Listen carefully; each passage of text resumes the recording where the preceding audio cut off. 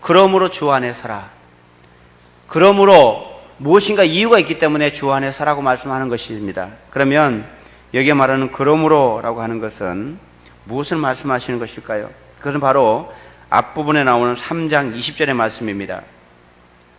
3장 20절 보면 그러나 우리의 시민권은 하늘에 있는지라 거기로부터 구원하는 자 곧 주 예수 그리스도를 기다리노니 그러므로 사랑하는 자들아 이와 같이 주 안에 서라고 말씀하고 있는 것입니다.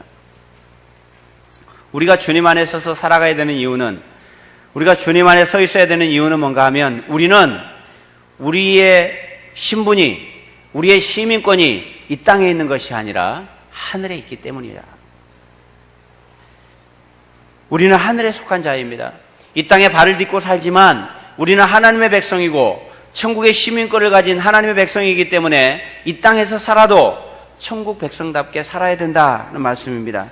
그것을 위해서는 우리가 주님 안에 서서 살아가야 된다는 것입니다. 주님 안에 서서 살아간다는 것은 지금까지 앞에서 바울이 계속해서 말씀했습니다. 복음에 합당한 삶을 살아라, 구원을 이루는 삶을 살아라, 예수님을 닮은 삶을 살아라, 이런 내용들을 계속해서 말씀하셨죠. 이 삶이 예수 믿는 자의 삶입니다. 그래서 우리가 왜 살아야 되는지, 우리의 목적이 무엇인지를 분명하게 말하면서 그러므로 주 안에 서라 이렇게 말씀하고 있는 것입니다. 그렇다면 주 안에 서서 살아가는 삶의 모습은 어떤 모습일까요? 바울이 오늘 본문을 통해서 주 안에 서 있는 자의 모습이 어떤 모습인지 우리에게 말씀을 해줍니다. 첫 번째는 2절 3절을 보시면 같은 마음을 품고 서로 돕는 삶입니다. 빌립보 교회 안에 유오디아와 순두계라고 하는 여자들이 있었습니다. 이들은 아마도 교회 안에 핵심 인물이 아니었을까 싶습니다. 근데 이 두 사람이 같은 마음이 되지 못하고 계속 알력 싸움을 하고 있는 것입니다. 아마도 스타일이 다르고 자기 생각이 강해서 그랬을 가능성이 많습니다. 이것이 빌립보 교회 안에 악영향을 끼치고 또 교회를 자꾸만 무너지게 만들었기 때문에 바울이 주 안에 서서 살아가는 우리들, 믿음의 길을 걸어가는 우리들이 어떻게 살아야 되는가 하면 유오디아와 순두계처럼 사는 것이 아니라 그들을 권해서 같은 마음을 품으라고 권면하라고 말씀합니다.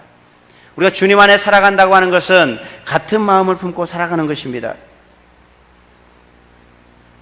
사람마다 성격도 다르고 살아가는 방법이 다릅니다. 생각하는 방향도 다르고 행동하는 모습도 다릅니다. 그러다 보니 다 각각 다르잖아요. 특별히 교회 안에 열심히 일하는 분들 가운데 개성이 강한 분들이 있어요. 그러다 보니까 같이 주님의 일을 한다고 하면서도 서로 이렇게 다툼이 되는 경우들이 종종 있습니다. 그럴 때 바울의 권면은 우리가 주님 안에 서 있다라고 하는 것은 같은 마음을 품는 것이다. 서로 적이 돼서 으르렁거리지 말고 같은 마음을 품고 살라 이렇게 말씀하고 있습니다. 우리가 신앙생활하면서 잊지 말아야 될 것이 하나 있는데 그것은 뭔가 하면 우리의 대적이 누군가 하는 것입니다. 여러분, 우리끼리 서로 대적이 아닙니다. 우리는 적이 아닙니다. 우리는 교회 안에 함께 부름받은 형제요 자매입니다. 그런데 교회 안에 형제와 자매끼리 서로 으르렁거리고 서로 적이 되는 것은 있을 수가 없는 거예요. 그것은 누가 그렇게 만드는가 하면 그 배후에 숨어있는 마귀가 그 짓을 하는 것입니다. 마귀가 뒤에 숨어서 사람들을 속여서 우리의 적이 마귀가 아니라 사람인 것처럼 만들어 놓은 것입니다. 그래서 서로 원수가 되고 교회 안에서 갈등을 일으키고 이렇게 만든 것입니다. 유오디아와 순두계가 그런 상황이 되어 있는 거예요. 같은 마음을 품어야 우리가 주님의 일을 할 수 있습니다. 그러면 여러분, 마음이 하나가 된다고 하는 것은 마음이 똑같아야 되는데 누구의 마음을 품어야 되겠습니까? 상대방의 마음을 품어야 되겠습니까? 내 마음을 품어야 되겠습니까? 둘 다 아닙니다. 주님의 마음을 품는 것입니다. 바울이 빌립보서 2장 5절에서 이렇게 말씀합니다. 너희 안에 이 마음을 품으라. 곧 그리스도 예수의 마음이니. 우리가 교회 안에서 하나 되는 방법은, 유일한 방법은 이것입니다. 같은 마음이 되는 방법은 내가 옳다, 네가 옳다가 아니라 주님의 마음을 품는 것입니다. 주님의 마음을 닮을 때에 우리가 같은 마음을 품고 하나가 될 수 있는 것입니다. 주님의 마음이 어떤 마음이었습니까? 주님은 자신이 하나님이셨지만 자신의 권리를 포기하십니다. 그리고 스스로 종이 되어서 이 땅에 오셨습니다. 자신을 비워 종의 모습을 가지셨고 인간이 되셔서 죽기까지, 십자가에 죽기까지 복종하신 것이 주님의 마음입니다. 바울이 너희 안에 이 마음을 품으라 라고 말하면서 우리가 같은 마음을 품을 수 있는 방법은 이 주님의 마음을 품는 것입니다. 내가 옳다, 네가 옳다가 아니에요. 상대방이 잘못했다고 그것을 정죄하는 것이 아니라 그리스도의 마음을 품고 함께 받아주는 것입니다. 그래야 우리가 같은 마음으로 하나님 앞에 살아갈 수 있습니다. 이것을 하지 않으면 우리는 계속해서 잘못된 적과 싸우게 됩니다. 우리끼리 내분을 일으키는 거예요. 교회 안에 성도들끼리 원수가 되고 얼굴을 쳐다보지 않고 갈등을 일으키고 하는 것입니다. 그럼 교회는 세워질 수 없는 거예요. 우리의 적은 우리 성도들이 아니라 그 배후에 역사하는 마귀입니다. 이것을 여러분 놓치시면 안 됩니다. 그래서 같은 마음을 품고 3절에서는 복음 사역에 함께 힘쓰는 자들을 도와주고 동력자들을 도우라. 복음 사역에 동참하고 도우라고 말씀합니다. 우리가 주님의 일을 하다 보면, 교회 일을 하다 보면 다양한 사람을 만나요. 똑같은 사람이 하나도 없어요. 우리 교회도 마찬가지예요. 똑같은 사람은 하나도 없어요. 다 개성이 다르고 다 생각이 달라요. 그 생각을 다 각각 얘기하면 교회는 어디로 갈지 모릅니다. 우리의 생각을 다 주장해서 갈 수가 없어요. 그래서 우리 모두가 다 어떻게 해야 되는가? 주님의 마음을 담는 것입니다. 내 마음에. 내 마음은 내려놓고 내 생각과 내 주장은 버리고 주님의 마음을 마음에 품고 주님께서 무엇을 말씀하시는지, 주님께서 요청하신 게 무엇인지 그 마음을 가지고 함께 갈 때 교회가 같은 마음을 품고 함께 가는 것입니다. 우리가 주님 안에서 이 복음을 위해서 함께 동력하면서 믿음으로 걸어가는, 주님 안에 서서 걸어가는 사람답게 같은 마음을 품고 복음을 위해서 함께 도우며 걸어가는 우리 모두가 되기를 주님의 이름으로 축복합니다. 두 번째는 주님 안에서 기뻐하고 관용하라고 말씀합니다. 4절 5절입니다. 주 안에서 항상 기뻐하라. 내가 다시 말하노니 기뻐하라. 여러분 어떻게 항상 기뻐할 수 있습니까? 여러분 항상 기쁘십니까? 바울은 데살로니가전서 5장에서도 이렇게 말씀합니다. 항상 기뻐하라. 쉬지 말고 기도하라. 범사에 감사하라. 이것은 그리스도 예수 안에서 우리를 향하신 하나님의 뜻이다 라고 말씀합니다. 하나님의, 우리를 향한 하나님의 뜻은 뭔가 하면 항상 기뻐하는 것입니다. 근데 여러분 우리가 어떻게 항상 기뻐할 수 있습니까? 빌립보 교회도 기뻐할 수 있는 상황이 아닙니다. 자신들이 존경하는 바울 선생님이 감옥에 갇혀 있습니다. 교회 안에는 순두계와 유오디아가 서로 싸우고 다투면서 교회가 어지럽혀져 있고 그 안에 이단들이 들어와서 다른 복음을 전하면서 사람들을 미혹하고 있고 로마의 박해와 여러 가지 핍박 속에서 그들이 견디고 있는 상황입니다. 무엇을 가지고 기뻐할 수 있습니까? 어떤 상황경이 기쁨의 환경이 되겠습니까? 근데 바울은 자신이 감옥에 갇혀 있으면서 주 안에서 항상 기뻐하라. 내가 다시 말하는데 다시 말하노니 기뻐하라. 그렇게 말씀하고 있습니다. 여러분, 겉으로 보기에는 기뻐할 만한 상황이 아니지만 기뻐하라고 하는데 여러분 어떻게 우리가 기뻐할 수 있습니까? 우리가 모든 상황 가운데서 기뻐할 수 있는 비결이 한 가지 있습니다. 그것은 뭔가 하면 모든 것을 주님께서 주관하고 계신다라고 하는 사실을 신뢰하는 것입니다. 나의 눈에 보기에는 불편합니다. 어느 누군가가 나에게 해를 끼쳤습니다. 어느 누군가가 나를 비방합니다. 억울하고 내가 하지도 않은 것을 들추어내서 문제를 삼는 일도 생길 수 있습니다. 그럴 때 여러분 기쁜 마음이 생기겠습니까? 속상하고 아프고 복수를 해주고 싶은 마음이 우리의 본성입니다. 그런데 기쁠 때만 기뻐하라고 하지 않냐고 항상 기뻐하라고 말씀했다면 우리가 아프고 힘들 때도 기뻐하라는 뜻이죠. 여기서 기뻐하라는 것은요, 사랑에 대해서 제가 얘기할 때도 그랬습니다만은 여기서 기뻐하라는 것은요, 우리의 감정으로 기뻐하라는 뜻이 아닙니다. 우리의 감정은 기뻐할 수 없습니다. 마음이 아프고 쓰는데 어떻게 기뻐할 수 있습니까? 여기서 기뻐하라고 하는 것은 감정적으로 기뻐하라고 하는 것이 아니라 의지적으로 기뻐하라는 것입니다. 기쁘게 여기는 것입니다. 마음은 기쁘지 않고 환경은 기쁘지 않지만 기쁘게 여기는 것입니다. 왜? 하나님이 함께 하시니까. 하나님께서 나의 억울함도 아시고 나의 형편도 아시고 내가 문제 가운데 빠져 있다는 것도 주님께서 아시기 때문에, 그렇다면 주님께서 나의 형편을 아시면 어떻게 하시겠습니까? 하나님은 선하시고 사랑이 풍성하신 분이기 때문에 비록 현재 나의 모습이 이렇다고 할지라도 하나님께서 가장 좋은 것으로 바꾸시는 분이 우리 아버지 하나님이신 줄 믿습니다. 그래서 기뻐할 수 있는 거예요. 지금은 아니지만 하나님께서 그렇게 하실 것을 믿고 의지적으로 기쁘게 여기는 것입니다. 바울이 항상 기뻐하라고 말하는 이유가 바로 그것입니다. 그리고 관용을 알게 하라고 말씀합니다. 관용이라고 하는 것은 다른 사람이 나에게 잘못했을 때 그것을 받아주고 용서해주고 배려해주는 것을 관용이라고 합니다. 그런데 바울이 뭐라고 얘기하고 있냐면 너희 관용을 모든 사람에게 알게 하라. 우리 안에 무슨 관용이 있습니까? 우리는요, 남이 나에게 뭔가 해를 끼치고 잘못하면요, 용서가 안 되는 것이 우리예요. 우리 안에는 관용이 없어요. 그런데 바울이 너희가 가지고 있는 관용, 그것을 보여주라는 것입니다. 여러분, 이 관용은 어디에서 왔겠습니까? 이 관용은 내 안에 있는 것이 아니라 주님 안에 있는 것입니다. 우리가 죽을 수밖에 없는, 우리는 망할 수밖에 없는 인생인데 그분이 우리 안에 들어오셔서 우리를 용서해 주시고 우리를 하나님의 자녀 삼아 주시고 하나님의 백성 삼아 주신 그 은혜가 우리 속에 채워져서 이 관용이 우리에게 생겨난 것입니다. 그래서 그리스도인들은 우리 안에 이 예수 그리스도로 인한 관용이 있기 때문에 다른 사람을 배려하고 용납하고 그들을 받아줄 수 있는 것입니다.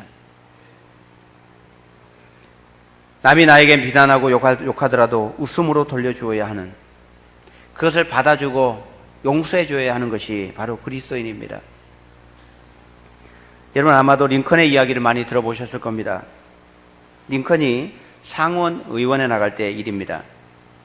입후보에서 더글러스라고 하는 후보와 이렇게 겨루게 됐는데 그때 두 사람이 합동 선거 유세를 하게 되었다고 합니다. 그날 더글러스가 링컨에 대해서 비방을 하기 시작합니다. 링컨의 과거를 문제 삼아서 링컨 후보는 전에 경영하던 상점에서 해서는 안 될, 팔아서는 안 될 물건을 팔았습니다. 술을 팔았다는 얘기입니다. 그런데 어떻게 그렇게 법을 어긴 사람이 상원 의원이 될 수 있겠는가? 그런 사람이 상원 의원이 되면 이 나라가 어떻게 질서가 바로 잡힐 수 있겠습니까? 그리고 비난을 했습니다. 그 이야기를 듣고 청중들이 이제 이상한 생각을 했겠죠. 그때 링컨이 이렇게 대답을 합니다. 예, 그렇습니다. 더글러스 후보가 말한 것은 사실입니다. 그러나 제가 그 상점을 경영하던 당시에 제 가게에서 가장 술을 파는 일을 가장 많이 하도록 술을 와서 사 먹은 사람이 바로 저 더글러스 후보였습니다. 저는 이제 그때 상점하던 것을 지금 다 그만두고 이제는 접었는데 더글러스 후보는 지금도 여전히 그 상점을 애용하고 있습니다. 이렇게 대답을 한 것입니다. 비난하지 않고 그냥 자신의 것으로 받았습니다. 이 점 되니까 더글러스 후보가 열이 받았겠죠. 그래서 한 번 더 공격합니다. 링컨은 말은 그럴듯하게 하지만 두 얼굴을 가진 이중인격자입니다. 이렇게 얘기를 또 한 겁니다. 그랬더니 링컨이 이번에 얘기합니다. 여러분 생각해 보십시오.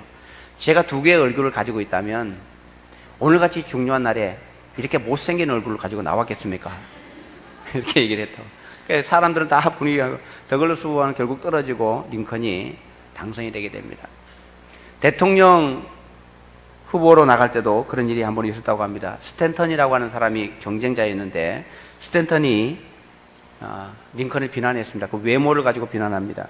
저급하고 교활하고 어리광대 같고 고릴라 같은 사람이라고 비난을 했다고 합니다. 그러면서 더 심하게 여러분 고릴라를 잡으려면 아프리카로 가지 말고 링컨의 고향으로 가십시오. 이렇게 얘기를 했답니다. 얼마나 자존심 상하고 대놓고 비난하는 거였잖아요. 그런데 링컨이 대통령이 되고 난 다음에 이 스탠턴을 국방부 장관에 임명을 합니다. 사람들이 다 놀랐습니다.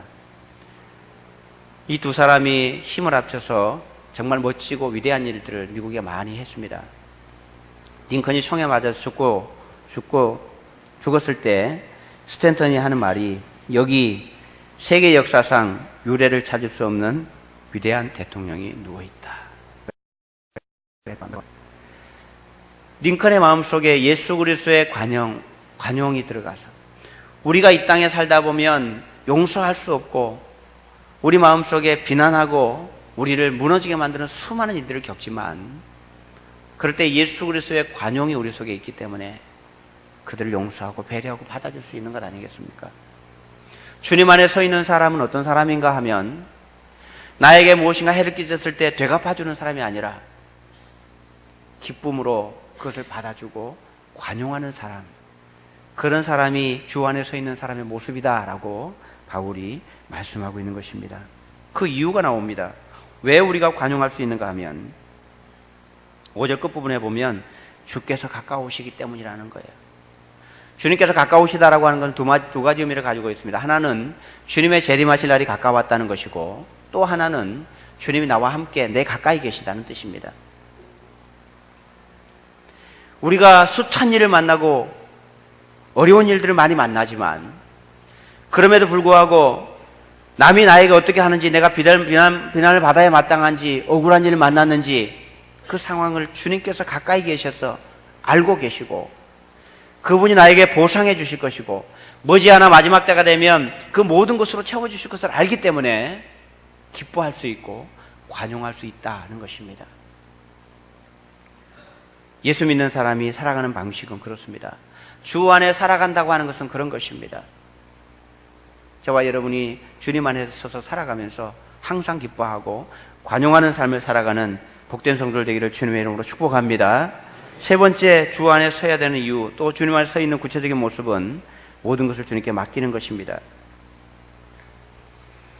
6절에 보면 아무것도 염려하지 말고 감사함으로 하나님께 아뢰라 하고 말씀합니다. 여러분, 우리 인생에는 끊임없이 염려와 근심이 찾아옵니다. 우리 평생을 살아가는 동안에 이 일은 우리에게 없을 수가 없는 것입니다. 어린 아이들도 마찬가지입니다. 나의 인생이 앞으로 어떻게 될까?